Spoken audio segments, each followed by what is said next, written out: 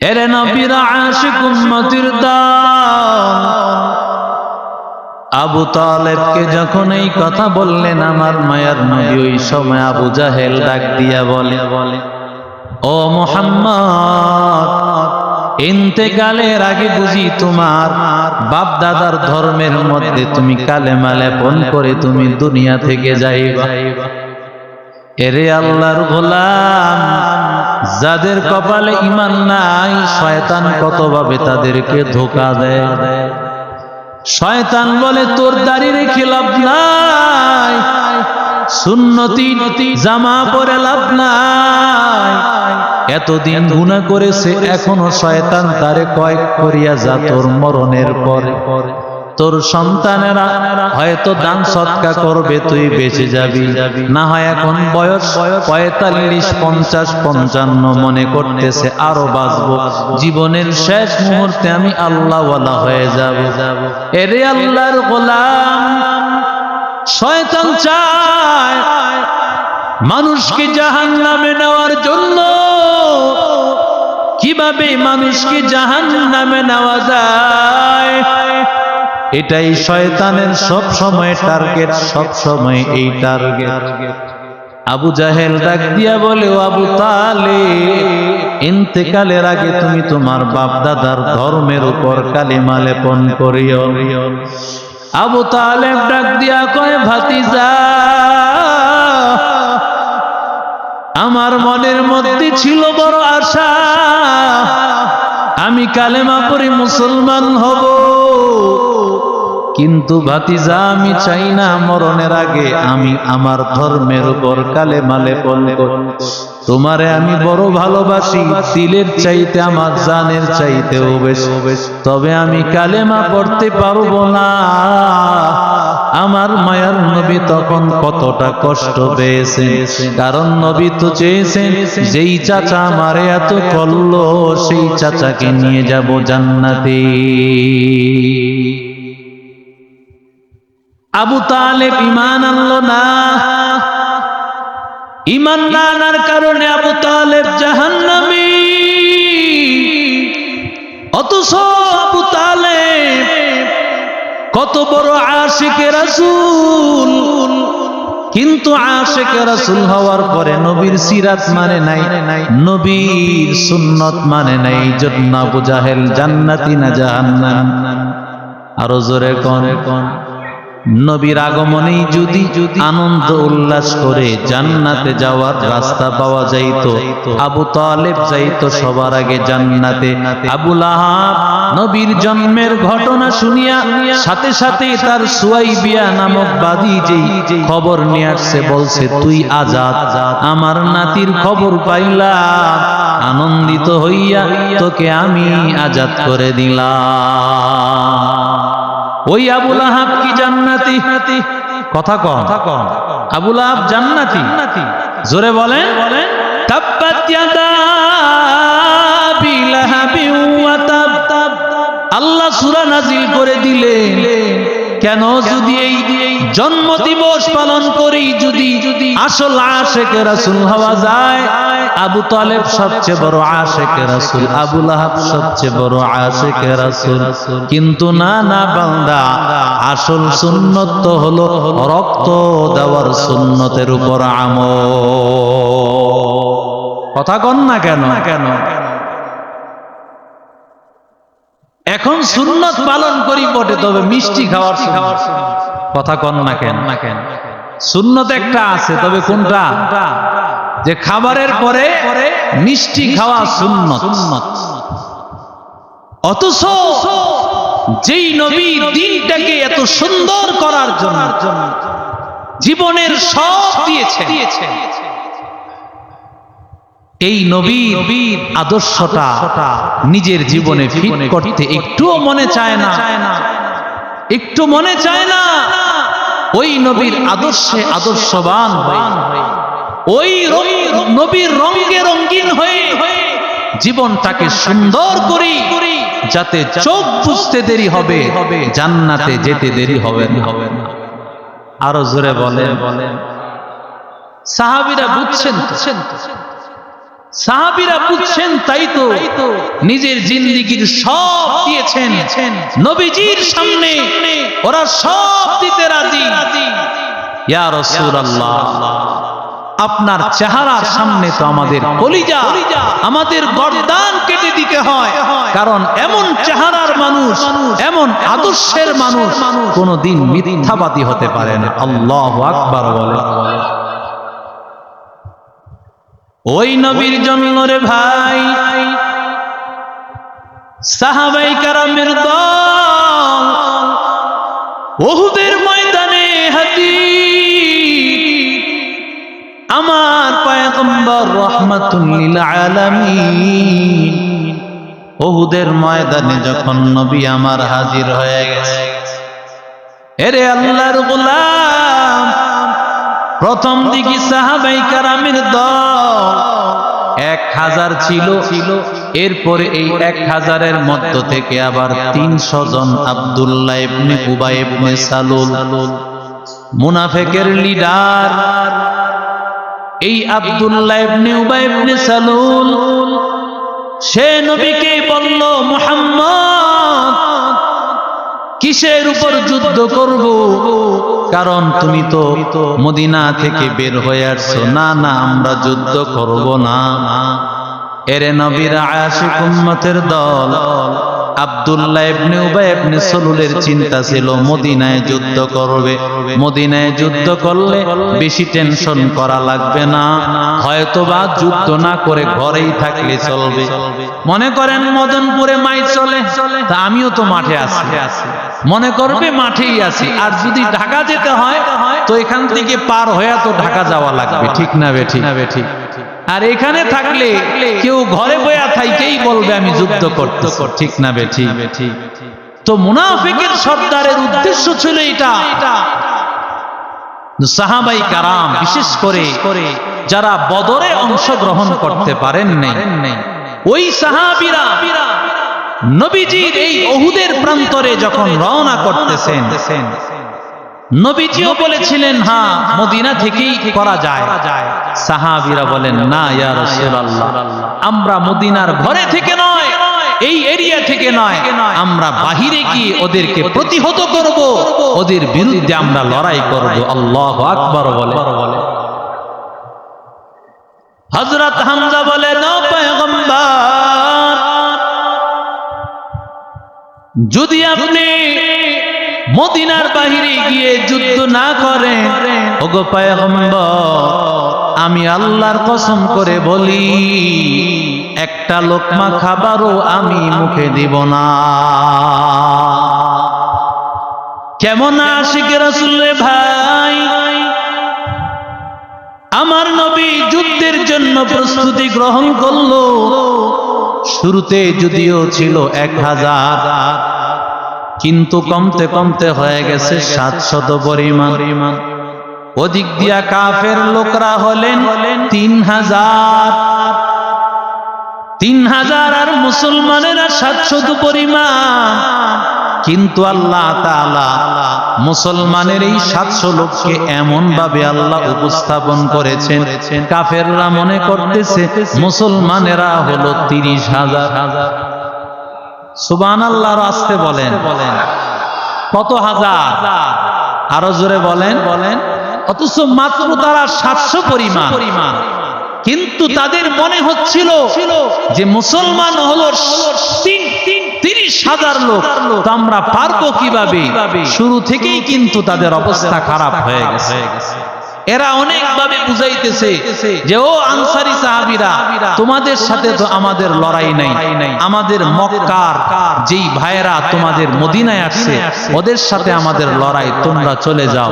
মদিনার সাহাবীরা কি এমন মুনাফিক যে যুদ্ধে একসাথে আইনা একসাথে লড়াই করতে নেই? মা মক্কার সাহাবী মুহাজির সাহাবীকে ফালায়া তারা চলে যাবে?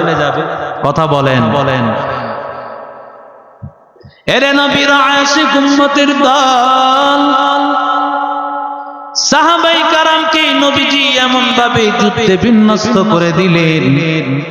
আল্লাহর নবী শুধুমাত্র নবী ছিলেন না, আমার নবী সবচেয়ে বড় সেনানায়ক, সবচেয়ে বড় সেনানায়ক ছিলেন আমার নবী।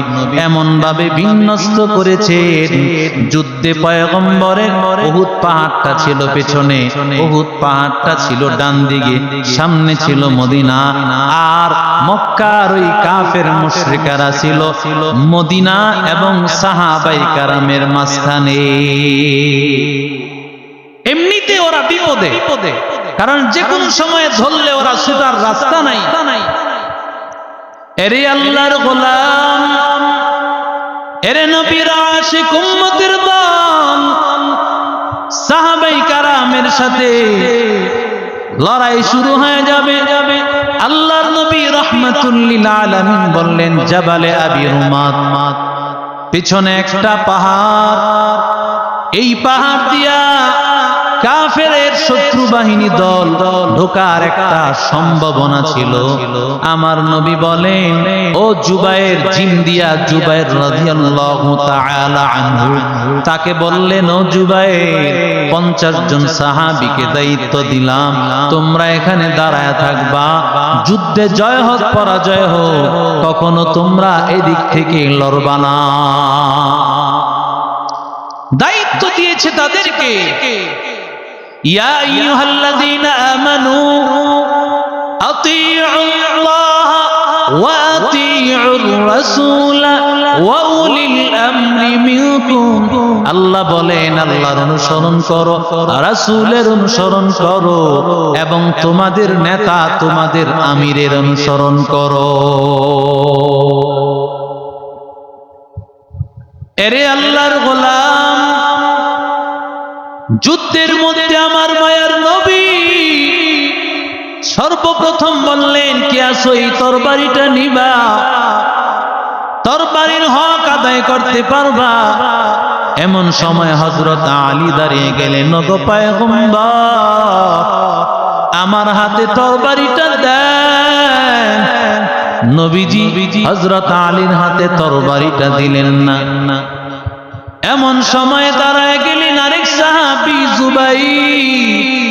জুবাইর জাদিয়া, তিনিও দাঁড়ায় গেলেন নবীর ফুফাতো ভাই সম্পর্কে, সাফিয়া রাদিয়াল্লাহু তাআলা আনহার সন্তান।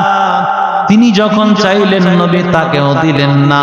এমন সময় আবু দুজানা তিনি বলেন, ওগো পয়গম্বর, এই তরবারির হক কি? নবী আমার ডাক দিয়া বলেন, ও আবু দুজানা, তরবারি দিয়া এমন ভাবে লড়াই করবা, তরবারি আঘাত করতে করতে তরবারিটা ভেঙে যাবে। কাফির মুশরিককে মারতে মারতে তরবারিটা ভেঙে যাবে। এটা হলো তরবারির হক। নবীকে বলেন, ও নবী আমার হাতে তরবারিটা দেন। আমার নবী আবু দুজানার হাতে তরবারিটা দিলেন। নবীও জানে আবু দুজানা বড় পালোয়ান, কারণ আবু দুজানা যখন যুদ্ধে নামতেন লাল একটা ফিতা পরে নামতেন। সমস্ত মানুষেরা তখন বুঝে নিত আবু দুজানা এখন লাল ফিতা বেঁধেছে, সুতরাং আবু দুজানা কাউকে একেবারে নিশ্চিহ্ন না করে সে যাবে না মাঠ থেকে, মানুষকে মেরে ফেলবে, নিজের জানটা বিলাইয়া দেওয়া পর্যন্ত, ওই পর্যন্ত যুদ্ধ করবে। আবু দুজানা যুদ্ধের ময়দানে নেমে গেল। আবু দুজানার সামনে যে আসে সে কচু কাটা করতে থাকে, সবাই ভয় পাইতে থাকে আবু দুজানা। জুবায়ের রাদিয়াল্লাহু তাআলা আনহু চিন্তা করলেন, আমি নবীর ফুফাতো ভাই, আমাকে কেন নবী দিলেন না? আমি আবু দুজানার আগে চাইলাম, কেন দিলেন না? এবার জুবায়ের তাকাইয়া দেখতেছে এক কাফের মুসলমান যারা একটু আহত হয়ে যায়, ওই কাফের গিয়া আহত মুসলমানকে নিহত করে ফেলে, এটাই হলো তার কাজ। এমন সময় আবু দুজানা রাদিয়াল্লাহু তাআলা আনহু গিয়া তার গর্দানটাকে দ্বিখণ্ডিত করে দিল। সাহাবায়ে কেরাম হযরত হামজা রাদিয়াল্লাহু নবীর চাচা হযরত হামজা রাদিয়াল্লাহু তাআলা আনহু, হামজা রাদিয়াল্লাহু তাআলা আনহু বড় বীর বাহাদুর একজন সাহাবী। বদর যুদ্ধে যার হাতে 32 জন কাফের দুনিয়া থেকে বিদায় হয়ে গেছে, একাই যিনি 32 জন কাফেরকে বিদায় করেছেন, এমন একজন বীর বাহাদুর হযরত হামজা রাদিয়াল্লাহু তাআলা আনহু। তার সামনে কেউ আগাইতে পারে না, কেউ যুদ্ধ করে তার সামনে যেতে পারে না। এমন সময় হিন্দা, আবু সুফিয়ানের স্ত্রী, আবু সুফিয়ানের স্ত্রী হিন্দা, আবু সুফিয়ান যখন বদরে নিহত হয়েছে, ওই আবু সুফিয়ানের স্ত্রী চিন্তা করেছে, হিন্দা, আমি হামজা রাদিয়াল্লাহু তাআলা কলিজা ছিলবো, তার নাক কান দিয়ে আমি মালা বানাইব। এরে আল্লাহর গোলাম, এরে নবীর আশিক উম্মতের দল, আমার নবীর সাহাবী চাচা হামজা রাদিয়াল্লাহু তাআলা আনহুর সামনে কোন কাফের দাঁড়াইতে পারে না, কোন মুশরিক দাঁড়াইতে পারে না। ওদিক দিয়া ওয়াহশী যে নাকি হামজাকে নিহত করার জন্য, হামজাকে শহীদ করার জন্য রেডি, কখন সুযোগ পায়, কখন হামজা রাদিয়াল্লাহু তাআলা আনহুকে নিহত করার সুযোগটা পেয়ে যায়, এই সুযোগের অপেক্ষায় অপেক্ষমান, অপেক্ষা করতেছে, অপেক্ষা করতেছে। এরে আল্লাহর গোলাম, অপেক্ষা করতে করতে এমন একটা সুযোগ চলে আসছে। হঠাৎ করে তিনি যাইতেছেন পাথরের পাশ দিয়া, এমন সময় ওই হিন্দা এমন একটা বর্ষা দিয়া হযরত হামজা রাদিয়াল্লাহু তাআলা এই নাভির মধ্যে আঘাত করেছে, তার উরু দিয়া পেছনের রাস্তা দিয়া বের হয়ে গেছে, জমিনে পড়িয়ে গেছে হামজা।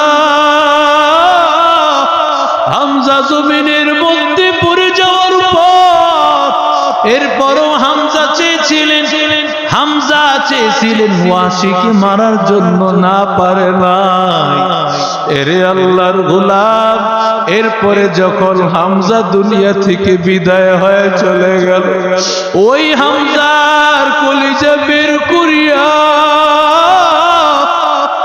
ওই কলিজা বের করিয়া এবার নাক কান দিয়া, নাক কান দিয়া হযরত হামজা রাদিয়াল্লাহু তাআলা আনহু নাক কেটেছে, কান কেটেছে, অঙ্গ প্রত্যঙ্গ দিয়া মালা বালাইছে। হিন্দা ওই আবু সুফিয়ানের স্ত্রী, আবু সুফিয়ানের স্ত্রী হিন্দা, আবু সুফিয়ানের স্ত্রী হিন্দা যখন তাকে মেরে ফেললো আর উল্লাস করতেছে, আর আনন্দ করতেছে রে ভাই, আনন্দ উল্লাসে মত্ত, আনন্দ উল্লাসে ব্যস্ত হয়ে পড়েছে। এরে আল্লাহর গোলাম, আমার মায়ার নবী রাহমাতুল লিল আলামিন হামজার ইন্তেকালে শাহাদাতে নবী সবচেয়ে বেশি কষ্ট পেয়েছেন। ওয়াহশী রাদিয়াল্লাহু তাআলা আনহু যে নাকি হামজাকে দুনিয়া থেকে বিদায় করেছে, ওই ওয়াহশী মুসলমান হওয়ার পর আমার নবীর সামনে যখন ওই ঘটনার বিবরণ দিল, নবী আমার ডাক দিয়া বলে, ও ওয়াহশী, তুমি আমার সামনে কখনো বসবা না, কারণ তুমি আমার সামনে বসলে আমার চাচার কথা মনে পড়ে যায়। তুমি আমার সামনে বসবা না, যদিও তোমার মুসলমান হয়ে যাওয়া সব গুনাহ মাফ হয়ে গিয়েছে। কারণ হাজার কাফেরকে হত্যা করার চাইতে একজন মানুষ ইসলাম গ্রহণ করা আমি নবীর কাছে সবচাইতে প্রিয়। ও ওয়াহশী, ও ওয়াহশী, তুমি আমার সামনে বসবা না, কারণ হামজা আমার নবীর মূল চাচা। আমার মায়ার নবী মাকবারায় উহুদ, বিশাল বড় বাউন্ডারি দেওয়া, ওই উহুদের প্রান্তরে গিয়ে আমার নবী কবরগুলোর সামনে দাঁড়ায়, বিশেষ করে হামজা রাদিয়াল্লাহু তাআলা আনহু কবরের সামনে দাঁড়াইয়া আমার নবী কান্না করত। কারণ আমার মায়ার নবী হামজা তো আমার নবীকে এমন ভালোবাসতো, এমন মায়া করত। আমার নবী বলে, আমার এই চাচাটা দুনিয়াতে জীবদ্দশায় অবস্থায় যখন আবু জাহেল কোনো আক্রমণ করতে আসতো, আমার এই চাচাটা বুকটা পাতিয়া দিত। আমার চাচায় বলতো, আবু জাহেল, ওরে উতবা ও সাইবা, আমার ভাতিজার বুকে একটা টাচ করতে পারবা? এরে আল্লাহর গোলাম, এরে নবীর আশিক উম্মতির তাল, আমার মায়ার নবী রহমাতুল লিল আলামিন, নবী আমার কত কষ্ট করেছেন রে ভাই। এরে আল্লাহর গোলাম হানজালা রাদিয়াল্লাহু তাআলা আনহু যখন আল্লাহর নবী রাহমাতুল লিল আলামিনের সাথে কাফের মুশরিক বেঈমানদের সাথে যুদ্ধ চলতেছে, যুদ্ধে তো কাফেররা পরাজয় বরণ করেছে।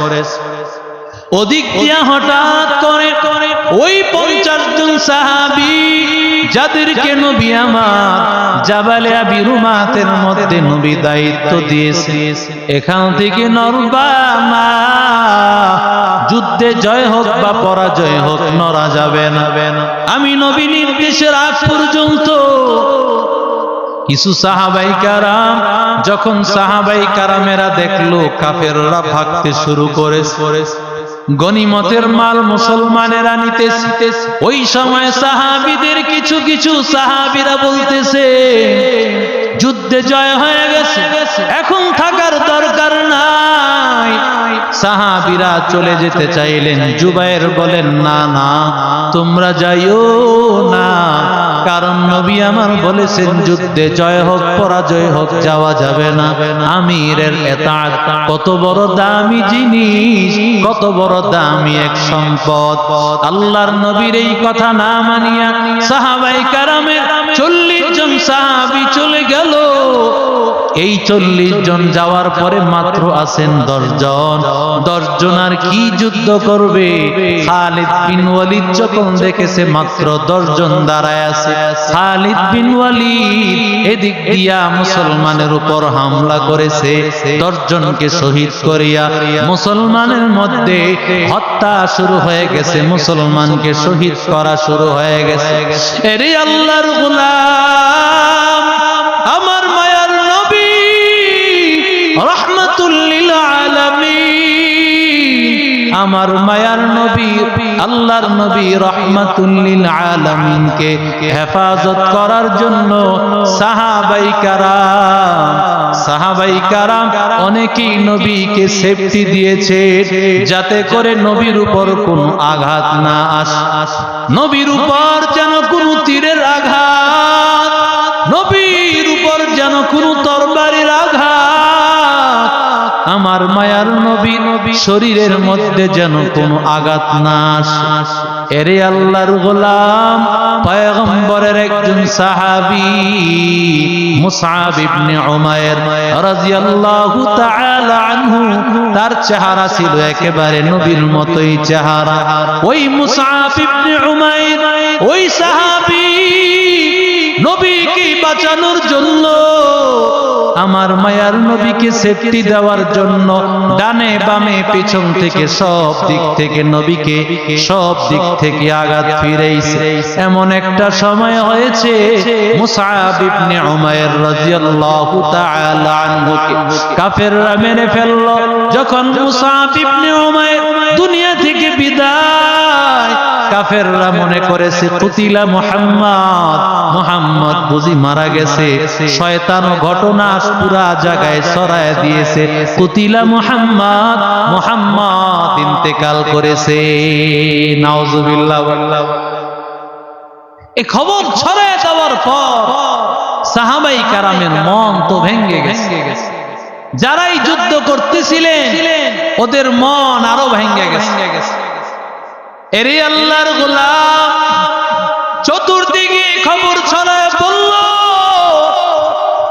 এমন সময় নবীর একজন সাহাবী হানজালা রাদিয়াল্লাহু তাআলা আনহু সবেমাত্র বিবাহ বন্ধনে আবদ্ধ। নবী আমার তাকে অনুমতি দিয়েছে, ও হানজালা তুমি বিবাহের রাত্রিতে আজকে তোমাকে অনুমতি দিলাম, বাড়িতে অবস্থান কর, যুদ্ধে যাওয়া লাগবে না। ও হানজালা, হানজালা বাসরের রাত্রি স্বামী স্ত্রী একসাথে বিছানায় রাত্র কাটায়া গোসল করতে যাবে। হানজালা, হানজালা গোসল করার জন্য পানি নিয়ে দাঁড়াইয়াছে। হানজালা, এমন সময় কে যেন ঘোষণা করতেছে কুতিলা মুহাম্মদ, মুহাম্মদ মারা গিয়েছে। আন্নাফির, আন্নাফির, চলো যুদ্ধের ময়দানে, মুহাম্মদ মারা গিয়েছে, মুহাম্মদ নিহত হয়ে গেছে। এই ঘটনা শোনার পরে হযরত হানজালার হাতের মধ্যে ছিল পানি, একটা পাত্র। ওই পানির পাত্র ফালায়া যুদ্ধের অস্ত্রে সজ্জিত হইয়া হযরত হানজালা রাদিয়াল্লাহু তাআলা আনহু যখন রওনা করতেছে, বিবি ডাক দিয়া কয়, ও প্রাণের স্বামী, তুমি মাত্র বিবাহের রাত্রিতে আমার সাথে ছিলা, গোসল করলা না, কোথায় যাচ্ছ? বলে আমার নবী নাই, আমার নবী লাগি দুনিয়াতে নাই। ওই নবীর মহব্বতে আমি কিভাবে এখানে দাঁড়ায়া থাকি?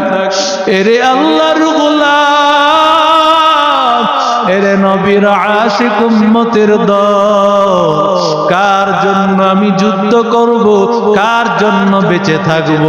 বলে স্বামী আমার, আপনি যেমন নবীরে ভালোবাসেন আমি আপনার চাইতে আমি নবীরে বেশি ভালোবাসি।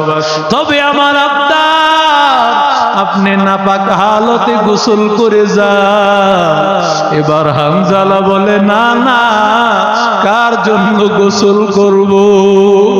আমার নবী নাই, যেই নবীর জন্য আল্লাহ এত দুনিয়ার সৌন্দর্য আমাদের সাজিয়েছে, যেই নবীর জন্য দিন পেয়েছি, যেই নবীর জন্য আমরা এত শান্তি পেয়েছি, ওই নবী যদি নাই থাকে আমার তাকিয়া কি লাভ, থাকিয়া কি লাভ?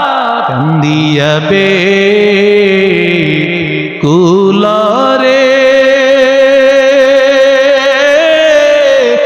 হানজালা শহীদ রে, কলিজা সিরিছে রে সেই জঙ্গে ওহুদে। আল্লাহু আকবার বলে, কান্দিয়া বে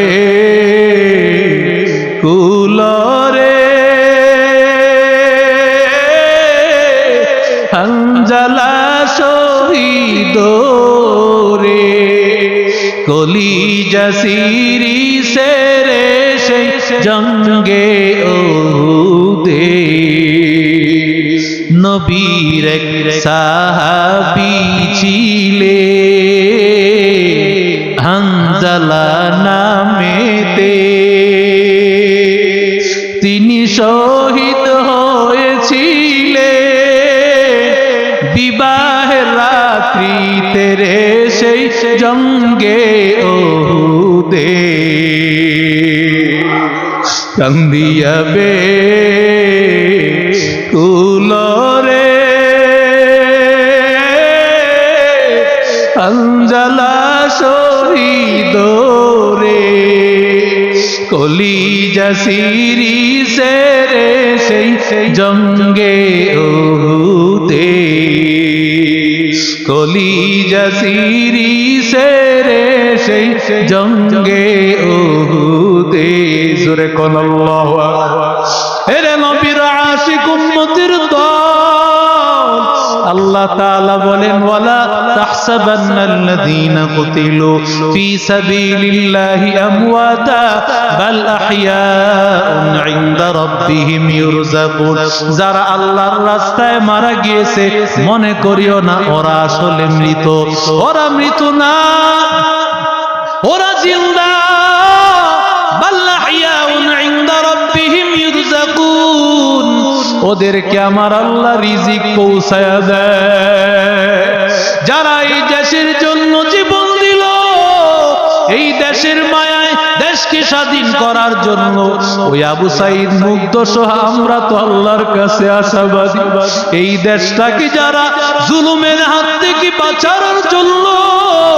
এই দেশকে যারা হেফাজত করেছে ৭১-এর যুদ্ধ থেকে নিয়ে হেফাজত সহ ৫ই আগস্ট সহ যত মানুষ বিদায় হয়ে গেছে আমার আল্লাহ যেন ওদেরকে শাহাদাতের উচ্চ মর্যাদা দেয় এরে আল্লাহর গোলাম এরে নবীর আশিক উম্মতের দল এরে নবীর আশিক উম্মতের দল এরে আল্লাহর বান্দারা আল্লাহ তাআলা ডাক দিয়া বলেন তোমরা মনে করতেছো ওই মানুষগুলো কোন অবস্থায় আছে ওই মানুষেরা জামায়াতে আল্লাহ এ আল্লাহ দুনিয়ার মানুষকে আমাদের সুসংবাদটা পৌঁছায় দাও আল্লাহ তুমি আমাদের সাথে কি মুআমালা করেছো আল্লাহ ডাক দিয়ে বলেন ফারিহিনা বিমা আতাহুমুল্লাহ মিন ফাদলিহি ওয়া ইয়াস্তাবশিরুনা বিল্লাযিনা লাম ইয়ালহাকু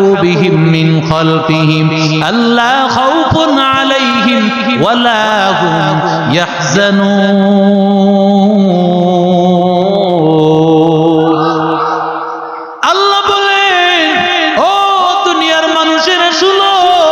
তোমার ভাইরা যারা শহীদ হয়ে গেছে ওরা তোমাদেরকে জানাইতেছে আল্লাহ ওদেরকে এত শান্তির মধ্যে আল্লাহ রেখেছে আল্লাহ নিজেই বলতেছে ও দুনিয়ার মানুষের দল আমার আল্লাহ তাআলা ওদেরকে এত শান্তিতে রেখেছে ওরা তোমাদেরকে জানাইতেছে আল্লাহ খাউফুন আলাইহিম ওয়ালা হুম ইয়াহজানুন তোমরা দিনের জন্য কোনো চিন্তা করো না তোমরা ভবিষ্যতের জন্য চিন্তা করিও না বললে তোমাদের সন্তানের কি হবে তোমার পরিবারের কি হবে আল্লাহ বলেন আল্লাহ খাউফুন আলাইহিম ভয় করিও না আল্লাহর জন্য জীবনটা দাও আর সামনের জিন্দেগিতে তুমি যখন সামনে আগাইবা আমার আল্লাহ তোমারে কি করবে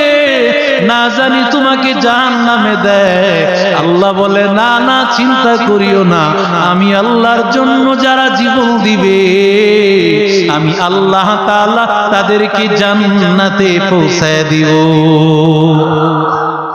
এরে আল্লাহর গোলাম নবী রাহমাতুল লিল আলামিন আমার মায়ার নবী রাহমাতুল লিল আলামিনের উপর ওই ইহুদের প্রান্তরে কত কষ্ট দিয়েছে আমার মায়ার নবী রাহমাতুল লিল আলামিনের উপর এক কাফের আসে ডান হাতে একটা পাথর নিয়া নবীর প্রথমে এই গালের মধ্যে আঘাত করেছে নবীর ডান দিকের নিচের দিকের কয়েকটা দাঁত ওই দাঁতগুলো ভেঙে গিয়েছে আরেক কাফের আসিয়া আমার মায়ার নবীর কপালের মধ্যে আঘাত করেছে কপালটা ক্ষত হয়ে গেছে আর এই যে শরীরের মধ্যে মশা মাছি বসা হারাম আমার নবীর উহুদের প্রান্তরে এক সাহাবী নবীর এই বুকের মধ্যে রক্ত, সাহাবী এই রক্তগুলো চাইটা চাইটা মুখে দিয়েছে। নবী ডাক দিয়া কয়, তোর মুখ থেকে এই রক্তগুলো ফেলে ফেলে। সাহাবী বলে, নবী আমি তো আপনার রক্ত খেয়ে ফেলেছি। আল্লাহর নবী ডাক দিয়া কয়, ও সাহাবী, যার পেটের মধ্যে আমার রক্ত গিয়েছে জাহান্নামের আগুন তার জন্য হারাম। এরে আল্লাহর গোলাম, আমার মায়ার নবী, আল্লাহর নবীর চোখের নিচে দিয়া এইভাবে করাগুলো বের হয়ে গেছে। নবীজির মাথার মধ্যে করা ঢুকিয়া চোখের নিচ দিয়া বের হয়ে গেছে। এই করাগুলো বের করার জন্য সাদ রাদিয়াল্লাহু তাআলা আগায় গেছে। নবীজির এই করাটা নিয়ে তুলবে। এমন সময় আবু বকর ডাক দিয়া কয়, রে সাদ, ওরে সাদ, আমারে দে, আমি নবীর এই করা উঠাইব। সাদ ডাক দিয়া কয়, ও আবু বকর, আপনি তো এমনি অনেক বড় সাহাবী, আপনি তো এমনি বড় আশিকে রাসূল, একটু সুযোগ দেন, আমি নবীর এই খেদমতটুকু আজকে করতে চাই। সাদ যখন নবীর এই করা টানতে গেছে, ওর দাঁত একটা পড়ে গেছে। এবার যখন দাঁত পড়ে রক্ত বের হইতেছে, নবীর সাহাবী আবু বকর এবার আবার আগায় গেছে আরেকটা করা খোলার জন্য। সাদ বলে, ও আবু বকর, আজকের খেদমতটা আমারই করতে দেন না। আবু বকর কয়, তোমার না একটা দাঁত ভেঙে গেল। সাদ বলে, আবু বকর, আমি আমার নবীর জন্য সব দাঁতগুলো আমি আমার নবীর জন্য বিলীন করে দিতে রাজি। আমার নবীর জন্য যদি আমার দাঁতগুলো দিতে পারি, এটাই তো আমার নাজাতের কারণ হয়ে যাবে। এরে আল্লাহর গোলাম, কেমন আশিক রাসূল, কেমন আশিক রাসূল, এটাই তো আশিক রাসূলের পরিচয়। আমার মায়ার নবী রাহমাতুল লিল আলামিন। সাহাবায়ে কেরাম ওই সময় ৭০ জন সাহাবী শহীদ হয়েছিলেন।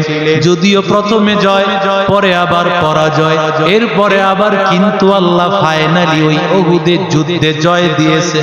এরে আল্লাহর বান্দারা, এরে নবীর আশিক উম্মতের দল, আমার নবী কি পরিমাণ কষ্ট করেছে, কি পরিমাণ দিনের জন্য বিসর্জন দিয়েছে।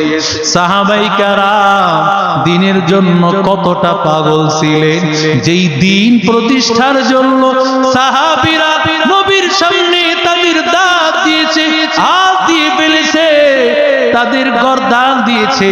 যদি আমার আল্লাহ তাআলা এই হাতের বিনিময়, এই পায়ের বিনিময়, রক্তের বিনিময়, দাঁতের বিনিময় বুঝি আমার আল্লাহ তাআলা জান্নাতে নবীর সাথে উঠা